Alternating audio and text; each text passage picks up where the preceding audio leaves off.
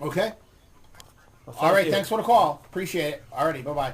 It is 9:34 this morning. We take a quick break. We'll be right back with more of Sam Sutter and the interview today right after this. Other issues, certainly the phone lines are open. We've got about a half an hour of phone time this morning. If you want to call in, the number is 508-822-1106. Okay, we're going to ask about a local, there was a case, it was in the news last week. It was an arrest by the Drug Investigative Unit of the Taunton Police Department. Brother and sister in East Taunton that were arrested on Massaconnet Avenue, and to this day I still don't know where Massaconnet Avenue is in East Taunton, but that's irregardless.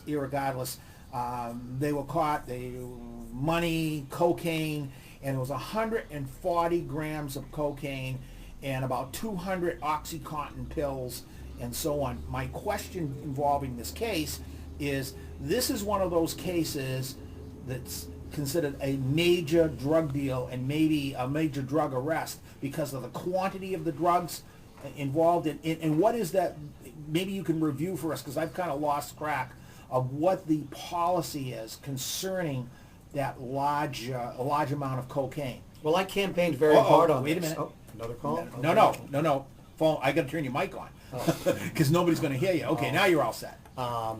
I campaigned very hard on this issue, Tony. I felt that there was too much plea bargaining going on with what I term major drug dealers. And with respect to cocaine, that's somebody dealing in excess of 100 grams. Heroin in excess of 100 grams. So I have a definition for major drug dealers with marijuana as well. And I said when I was campaigning, and I've held fast to it, and I'll talk about the exceptions. I said when I was campaigning that we would not plea bargain with major drug dealers, that we would say if you're charged with 100 grams or greater dealing, you're going to be offered 10 years and otherwise take the case to trial. And with 200 grams, 15 years or take the case to trial. Now, our hands are tied, or our hands were tied in certain situations because arrangements had been made by the previous district attorney's office with particular defendants that we were bound by. I mean, just because there's a new district attorney doesn't mean the new district attorney is not bound by previous agreements that had been made. So sure. that is one major exception. And then occasionally there have been cases where I believed that it called for an exception to that hard to that hard policy. So Just hang on, caller. Yep. I candidly say that with respect to carrying cases, I have not made not one exception, carrying an illegal firearm, not one exception yet. I personally have not made one exception yet. But with some of these major drug dealers, less, I mean, I think maybe 2 or 3, but that's not including instances where the previous district attorney's office had made an arrangement, an agreement, an understanding.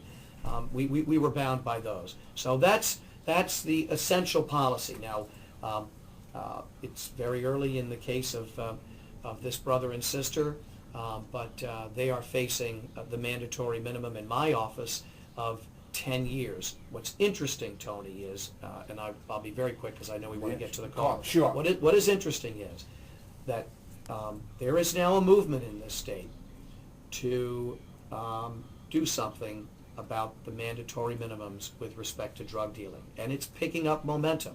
I heard somebody testify yesterday, and I believe it was the Commissioner of Correction, but I was getting ready for our presentation, the district attorney's, to Ways and Means, so I wasn't listening as attentively. But once he started to speak, my ears perked up.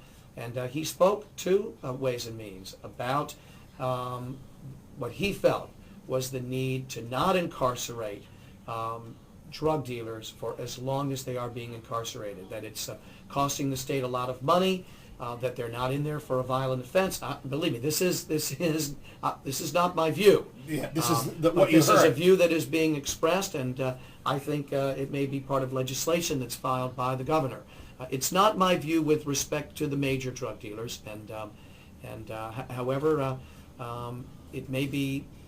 It's something that's going to be debated, and it's something that the DAs are going to take a position on, and the DAs like to take unanimous positions. So while my office has the position that I just articulated, we don't plea bargain with major drug dealers unless there is some overwhelming exception like I just discussed with you.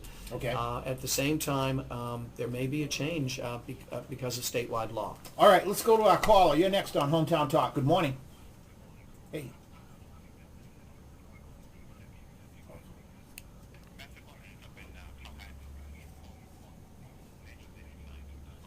Okay.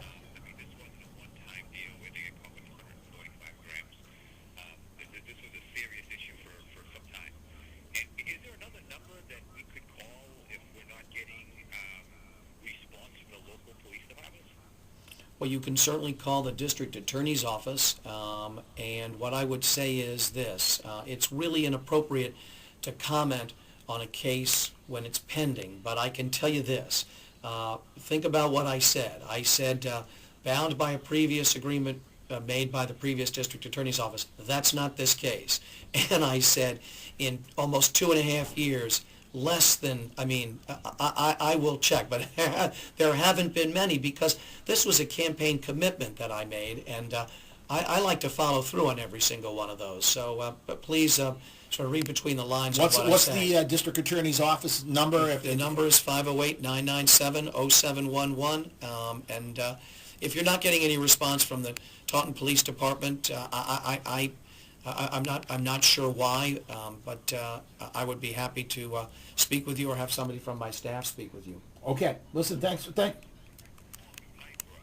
Right. When you see stuff like this goes on, it's just we're trying to clean up what we have to do, and this is one of those developments here that we have the low-income people with the regular people, and you try to balance out what people are coming and going, and you don't want to make assumptions that everybody starts like for 5 or 10 minutes.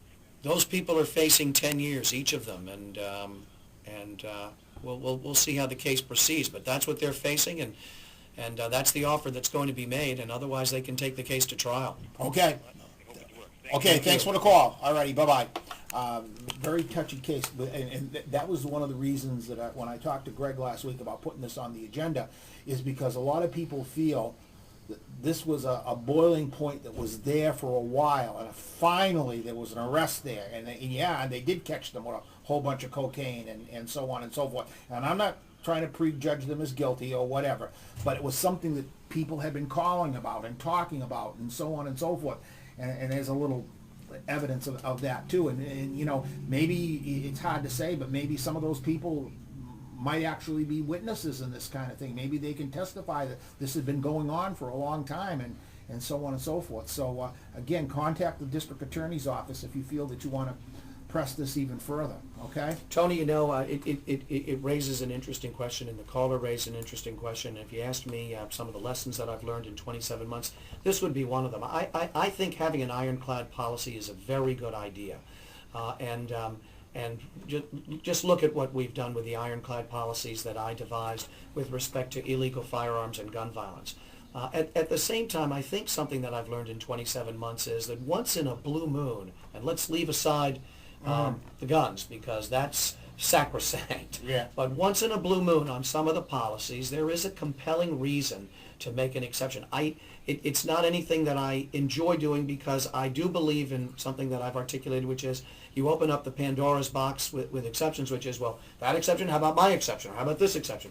But I just hope the caller understands this is the policy, and that's the policy we're going to be following.